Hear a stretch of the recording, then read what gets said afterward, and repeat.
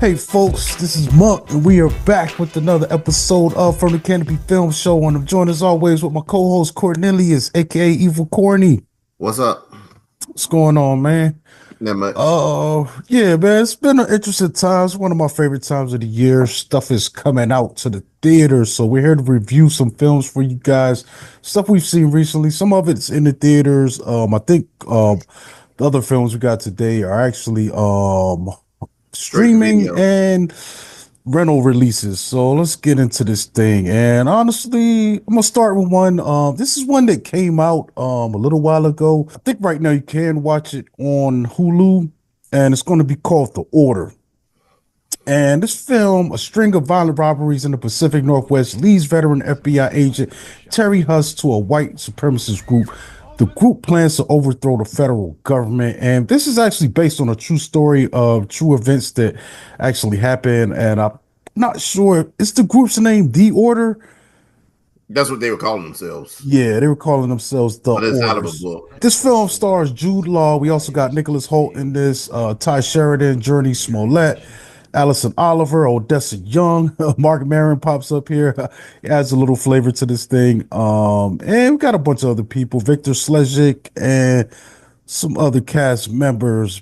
But interestingly enough, man, I saw this film probably maybe a little over a month ago, and I thought it was okay. It definitely does kind of set up this situation. I mean, we're dealing with a offshoot of white supremacy in general, but these guys in this film appear to be the younger guys that are a little bit more radical, a little bit more trying to get stuff done instead of playing a long game like the elders are portrayed in this movie. The elder white supremacists, even those guys are like, hey man, you guys are doing a lot. So they're like a robbery crew, and they're, using these bank robberies to fund their operations. And then we get some agents. I believe Jude Law is the leader on this case, tasked with bringing these guys in this FBI case. But I think this happens maybe in the mid 80s. I think Early 80s, yeah. yeah, this film is based. So and it goes from there, man. I think there are some cool investigative beats going on here. Like I said, Mark Maron is interestingly enough, he's like a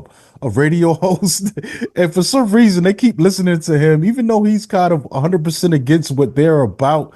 And it trips me out that they just get mad. I'm like, why are y'all still listening to him if Yeah, he's yeah, yeah. if he's making you so angry? Um, but things roll to a steam. Law, his character Terry Huss, combs through this town and starts, putting pieces together to find out where this crew is, who these guys are and how he can bring them in. It all kind of culminates in there's a big gun battle scene, and then it's still kind of cleaning up what's left over of this order group. But for the most part, I thought this film was okay. I think I was really more fascinated with the subject matter than the actual execution of the film. For me, it kind of has it has a cool atmosphere, but it does, go around about a long way in telling the story. And I can see how a lot of people could get bored with, the way the pacing of this, and the way it goes. But there are some really intense scenes. The thing that also kind of let me down is the characters are in here, but we really don't get much into their minds and their motivations. I mean, even Holt's character, he's kind of the leader of this crew, but we really don't get into what's making them tick, outside of the rhetoric. It just doesn't, Yeah, I yeah. don't know, it didn't give me enough to really It's get kind of me paint by invested in this. numbers. That's what I was gonna say, but a lot of people have been telling me I needed to watch it. And I finally sat down and watched it last week. Hmm. And I just, like you said, I just thought it was okay. I think Nicholas Hope might be the best part of it, Hmm. right behind Mark Maron. Jude Law, it was he did a good part in this, but it's I've seen him in better films. I'll put it like that. I've seen Jude Law in better films.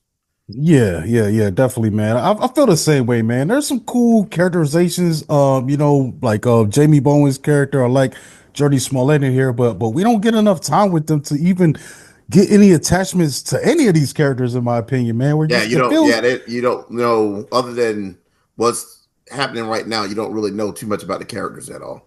yeah, it's a film that feels It's very just distant. surface. Yeah, Yeah, very distant for what it's trying to cover. You know what I'm saying? yeah. So I don't know. Yeah. But the order is out there, man. I definitely, if you're a bit interested in this, check it out. But you probably might ultimately find out. I did get a little bit curious about this case. Not curious enough to maybe pick up a book or anything, but I might try to find maybe if there's a documentary about this or something that gives me a little bit more than this film Insight. gave me, Yeah. about it. See, my next one I've got here is going to be a film called Havoc, and this one's streaming on Netflix right now. I think it's broke the top 10. It's up there right now. This is a film directed by Gareth Evans. Might know him from The Raid 2. After a drug deal gone wrong, a bruised detective must fight his way through the criminal underworld to rescue a politician's estranged son, unraveling a deep web of corruption and conspiracy that ensnares his entire city. And this film stars Tom Hardy. We've also got Jesse May Lou, Timothy Oliphant, which is a great surprise here, Forrest Mhm. Whitaker as well, Michelle Watterson Gomez. We've also got Luis Guzman in this, Nargis Rashidi, and I think Justin Cornwell plays Forrest Whitaker's son character in this thing. A lot of fighters too, man, because there's a lot of bodies in this film, man. Great stunt work. Yeah, for the most part, this could have been your normal paint by the numbers, police kind of story, but I think what Garrett Edwards does in this film definitely enhances it a whole bunch, man. Do you agree? I totally agree. This might be one of the biggest shoot 'em ups I think I've seen in a Hmm. long time. And I'm Hmm. talking like I'm putting this up there with the damn Matrix, the film shoot 'em up itself. Um, Hmm. parts of damn heat. I mesmerized about how how all the gun violence and stuff in this, and we had in this film, Hmm. and then it didn't really take away from the story at all because I thought it was a solid story, Yeah, and yeah, Tom yeah. Hardy did a good job in this. I've been loving him in the Mobland series that's on Paramount Plus right Hmm. now, where he's kind of Yeah. working as a bit of a fixer in it. But Hmm. it kind of throws me off anytime he does an American accent. You never know, what you gonna get, Yeah. because like and I don't think he's repeated too many American accents, because the Hmm. one in the drop compared to the one in the Bike Riders, and then this one, you know, Yeah. they, you're not really getting the same, his same Hmm. American accent, I guess. It's just kind of weird, I Yeah, yeah. This one he's kind of more basic with it. I didn't yeah, sense yeah, that his accent was too over the top, but yeah. what surprised me, this world is really interestingly portrayed. Like it's gritty. It looks like it was shot on film. There's a lot of Mhm. film grain going on this, so I can't confirm that just yet. Maybe it could be a filter, but it's like a really gritty, grimy city. That they've painted this world to be. And also, there's some interesting choices because like we get a crazy high scene in the beginning, and we get like some sequences that are clearly computer generated, but like I think that kind of adds a unique flair to this film. I did see some talk of people online saying that was taking them out. This looks like a video game. Well, where do you think video games get their cues from for their cinematic stuff? They get them from films, so I could Yeah, yeah. see, but that's really unique in my opinion because this film, like if it was a paint by the numbers police drama crime action film, I think it could have just been like easily forgettable, but because Yeah, this like world something is, like Run All Night or something like that. yeah, this film's hyper realistic. It's not trying to be based in a reality like a Goodfellas or something like that, which I appreciate because when things get moving, you get some really great results, man. You know what I'm saying? And everyone, I don't think this is a film where anyone's going to get Oscars in here, but everyone's solid enough and they do a good job with their characters and making these people feel real. You pick your favorites. There's people that pop up, especially Oliphant, man. He's a jackass in this, man. But I Yeah, love, yeah, yeah. I love watching that dude, man. He doesn't do enough work, in my opinion, man. But and everyone does a good job. And then when the action ramps up, it's bloody, it's violent, it's chaotic. And what I like too, man, like you watch something like The Raid, which is like I think pinnacle martial arts. I think Hmm. this is scaled down a little bit, but it still has heavy impact because even Tom Hardy is busting ass, and it's not like he suddenly becomes this Jedi master ninja overnight. He's He's doing taking what a some guy hits. like him would Yeah. do. but he's fighting in a way a guy like him would do. He's not like suddenly doing 10 forms of Tai Chi. He's hitting you with with a stick or busting you ahead with a regular punch, and it's believable. You know what I'm saying? He doesn't suddenly become like Jason Statham. You know what I'm saying? Yeah, yeah, And I think that's cool, man. This thing is really unique. I think it's a film that's good enough too where, yeah, it might run a bit long, but it's got enough action in there to keep you going. And I think I would really watch this repeatedly, man. Especially that club scene, bro. Where and it kept going on and on. I was like, man, I might have to take a breath, bro. This is crazy. yeah. I put it like this: I had to watch the movie one time through. Hmm. I came back around that club scene because there's some jokers on there I thought that got killed that didn't get killed. Because Yeah, yeah. there was a lot of gunfire. Man, there's a lot of people to get killed too, bro, in And, this and there's a woman with a machine gun. hmm. She is the baddest badass in this Yeah. film. And I don't know who the actress name is, but Hmm. all the way up until her end, she was a badass with a machine gun. Yeah, they got a lot of badass women fighters in this too, man. I Yeah, think I would assume this is probably the same, stunt crew that worked on the raid and stuff like that. yeah, Usually guys keep their people, you know what I'm saying? Keep them, working with the same people, man. And yeah, and the results are really great, man. I kind of wish that this thing got like a theatrical release, but I think it's hard to sell a film like this, man, for the theater. I don't know, man. I don't know, man. yeah. It's a weird time. This is like a throwback to like Romeo Must Die and some of those Hmm. DMX, Yeah. Battle to the what's that, Cradle to the Grave and stuff like that, but Hmm. elevated. Yeah, yeah. It's just a weird time, man. I can't predict what's going out, man. Because there's a film here I would have liked to have seen in the theater, but also I don't know what you do with this. How do you, it's crazy, man. Havoc, if you're looking for, really high action, a little bit of police drama, nothing too serious, the story, there, I think the major thing that kind of pulls this together is is that the mayor, Forrest Whitaker's character?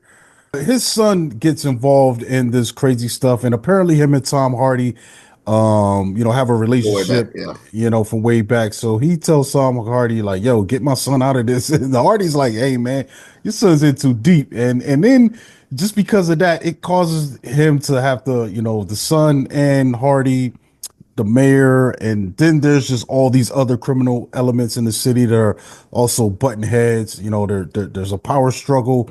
There's a power void to fill. Who's going to take over next? That kind of stuff going on. But it's not overly complicated. It's just enough to keep the story moving from point A to point B. It gets you to the next really big action sequence, man. But this is yeah. solid, man. This is definitely one of But my. if anybody's ever seen was going to watch this film, I'm just gonna tell you the scene in the cabin. Yeah, That yeah, might that's be crazy. my Oh my Hmm. goodness. Yeah, yeah, it's wild, man. It's wild. You know what's interesting, man, about the action scenes? Because I know with a lot of films they shoot things out of order, and I was looking at something with John Woo, and he said like for Hard Boiled, he shot that film in order, and his reasoning is, he already had the action scenes planned, but by shooting it out of in order, he's seeing what he previously did, and now he knows what he's done, and now he's going to try to top that. And it Yeah, makes sense the yeah. way that film rolls, but also that film starts with that tea house scene, and I'm just like, how do you top this? And they do. They go in, they get crazier and crazier, So Yeah, that's wild. That's something to think about. I wonder how this one was put together. I guess they would have had to do the same way because I think by the end of this, you would have been worn out. That Hmm. having that cabin scene in the middle or the beginning of a film, you Hmm. wouldn't want to show up for the rest of that shoot. I don't think. Yeah, yeah, yeah, Or you yeah, it's think you've crazy, done your man. job, you wouldn't want to show up the rest of that shoot. Hmm. Yeah, yeah. It's definitely check out Havoc, man. So my next one I'm going to get into is a film that I guess this thing went straight to a video. That's how I saw it. And it's interestingly, I saw this trailer like months ago. And I was thinking, hoping it would get a U.S. release. So it might have got a limited release. It's showing April 4th, 2025 on here. But this film is called Freaky Tales, and this is a billed as a comedy adventure film. I would also throw in some sci-fi as well with this, man. So in this film, an NBA star, a corrupt cop, a female rap duo, teenage punks, neo-Nazis, and a debt character embark on a collision course in 1987 Oakland, California. This film stars, we also got in here Angus Cloud, Pedro Pascal. Too Short actually narrates the film. We also get an appearance by Tom Hanks and Normani, Dominique Thorne, Jay Ellis, also in here, Jack Champion, Ben Mendelsohn. Mendelsohn, yeah, This film was a really great surprise, man, for me. It's kind of a little Pulp Fiction-y in the way that all of these different groups of characters I mentioned in the synopsis all have, passing, relationships. The stories kind of overlap a little bit. It's one of those films that circles around, jumps around between characters. But I also got some heavy metal vibes in here, man, because for some reason there's this weird green energy that's also yeah, influencing a lot of these different situations, and that yeah, becomes a constant in all of their stories, man. So I thought that was interesting. This is kind of like heavy metal without the space and other dimensions, and I had a good time watching this, man, because like each little vignette has its own vibe. Just example without giving everything away, like even our punks, man, we got these young punks, and they're just out for a good time, and their story, they button heads with these neo-Nazis who show up in several of these other characters' stories. It all wraps around in interesting ways, but I thought it was cool that in their segment is kind of taking that Scott Pilgrim kind of energy, yeah, with it, and even they're using animation in ways, just like in Kill Bill when we got the story of Oren, yeah, and kind of telling that sequence. There's this similar sequence with Sleepy Floyd, this character in this film, and it's just really cool, man. I'm really shocked at how much I like this, because this was a one I kept putting it on late night, so I'm probably watching like a piece or two, and then I go back to sleep. And then when I finally yeah, finished the whole thing, I was like, man, this was pretty damn good, man. Like, yeah, and it gives you a lot. Like, you're getting some serious drama with like the Pedro story. That's kind of sad. And then, yeah. the fun kind of crazy stuff with the punks. Sleepy's story is kind of sad too, man. But hey, man, that guy It's some messed with the Jedi wrong Knight dude. shit happening in that one, Messed though. with the It's some wrong Jedi Knight dude. shit happening in Yeah. that one. That one caught me off guard. Yeah, yeah. Then you got the aspiring rappers, man. They go out on the town, and they have a moment, that helps, Yeah, solidify their friendship, man. And there's some really cool cameos, man. I ain't gonna say his name, but the bus driver took me out. I was like, yo, this is nuts. Why is he in here? But it makes sense, man. It's Oakland, and I really like that too, because the personality of that area and the city and what's going on at the times translates. I mean, we got the Warriors, they're in the playoffs against the Lakers. I love that little kid, you know what I'm saying? The hustler. That's yeah, always a good trope for me, man. I think yeah, that came out of the black exploitation area, the little kid hustler that knows everything, and yeah, is just trying to make a living. yeah. So yeah, man. I had a real fun time with this, man. Definitely highly recommend Freaky Tales. I just think that it was a real good, interesting story. I kind of wish it was, probably would have made probably more money in the theater or whatever. But it, Hmm. I had a lot of fun watching this, and I kind of hate I didn't see it in the theater because I think I would have, been able to have a lot of fun in it with a crowd and everything. Hmm. Yeah, it's directed by Ryan Fleck and Anna Bolden. So those are the Yeah, yeah, directors yeah. Flick, on Flick. this film. The two of them directed the Captain Marvel movie for Marvel. The first one. Yeah, I Yeah, wonder when it was actually filmed, man, because it's kind of interesting. Pedro looks a little heavier in the face here than he's been looking recently. So I wonder, if this was something that was maybe filmed 2 years ago, and it's finally getting out. I don't know. Be curious to look into the production of this. okay. Yeah, but let's see. Yeah, definitely check that out, man. Right now you can rent it, watch it digitally or buy it. I think I'm gonna end up purchasing this, man. I don't know if they got a physical copy, but I know Yeah, I they got know. I'm gonna get a they got physical it for copy whenever sale. it's available. Yeah. Yeah, they got it for sale on Fandango right now. So next one is gonna be Thunderbolts, man. This is a big anticipated film. And this film is directed by Jake Schreier. In this film, ensnared in a death trap, an unconventional team of anti-heroes, Yelena Belova, Bucky Barnes, Red Guardian, Ghost Taskmaster, and John Walker embarks on a dangerous mission that forces them to confront the darkest corner of their past. And this film stars Florence Pugh. We got Louis Pullman, Geraldine Viswanathan, David Harbour, Wyatt Russell, Olga Kurylenko, Hannah John Common. We also get let me Jason, see yeah, who else is in there. Wendell Pierce, man. You know what I'm saying? And as well yeah, as yeah. Julia Louis Dreyfus. They also pop up in this, man. So but what'd you think of this one? I had a lot of fun with this film. I did enjoy, and I'm not throwing no hate at Captain America: Brave New World, but I kind of wish we would have had a director that's up to the up to par like this director is with that film. But overall, I just had a lot of fun with this. People kind of always want to just try to figure out what's going on in this phase. What's going on in that phase? What happened to this character? What's that? Why is Julie Yeah. Louis Dreyfus showing up all of a sudden? I mean, it's It is. kind of It a is. curse, man. It's kind of a It, curse because everyone's looking for that end game kind of build up and payoff. And I was having a conversation with a friend of mine earlier, and I was like, I would appreciate actually more one-offs. Maybe not one-offs, it's still connected to this world, yeah. but where the stakes aren't so crazy. It's just Yeah. another Yeah. mission. Like everything doesn't have to be building up and leading up and like yo, let's tell a story, you know? And they Yeah, tell a and I story in think this. I think they did good with this. But we've been slowly been introduced to a lot of these characters, and then they're in the film together, and like I said, I had a lot of fun with this.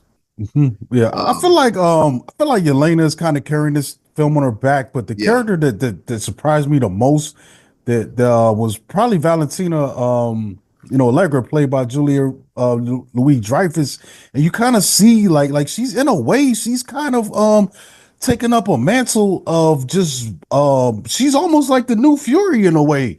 You know yeah, what but I'm she's saying? Like, she's but not the she's same more of a personality, but I'm talking about as far as being someone that's in here pulling the strings and trying to keep this thing on track. She's definitely not Fury personality wise. She's definitely doing things that I don't think Fury would do. But who yeah, knows? Fury got some skeletons in his closet too, though. yeah, So they're yeah, kind of yeah, yeah. they're kind of similar like that. I would love to see her and Wendell But Pierce continue this little beef because like I would it, love it if future films Wendell just keep coming up on her ass like a more like because it's funny their little back and forth in this thing is was something that really worked well for me, man. Every time he popped up and it was like, yo, I don't think she's a bad character, but she's not above doing bad things yeah, for the yeah, to get good. things Like done. it's Yeah, because I don't think she's gonna sell us out. She's really is trying to make you know what I'm saying, make sure this country's protected, but she's willing to walk in but them just gray let's areas. just And yeah, but you let's think just about her from the beginning, she's kind of been introduced as a black ops, yeah, yeah. player kind of player. So that's where she's working at, you know. Yeah, she's gonna do Ironhearty and Mhm. and Wakanda Forever. It Yeah, wasn't it yeah. wasn't Hmm. Yeah, yeah, yeah. she's wild, man. Yeah, that's She's what you gotta wild. remember. Yeah. and, and it keeps things interesting, man, especially where we're at with this phase. They even talk about like yo, the city almost got destroyed by the Red Hulk, like that. So Yeah. we're in the same we know where we're at in the time. This is immediately after those events. I would have liked to see a picture of the White House kind of in construction, like what I'm saying, under that That's would the have been first a thing I cool thought shot. about when we were when during that hearing in the beginning of it, and I was Yeah. wondering who the new president was. Yeah, I think it does a good job of just giving us enough breadcrumbs to keep the bigger story going, but also telling this particular story. This thing is good. It's good enough. It's going to be that bridge. I'm like the Yeah, audience is yeah. responding to it really well, but I don't know. Like for me, this It's is a not one. it's a very good introduction. Yeah, I don't know if I'm gonna be watching this one a lot of times in the future. You know what I'm saying? I got what it laid down. Appreciate that. I appreciate the building parts, but I don't know if it's going to be one where I'm going to be like, this is my classic.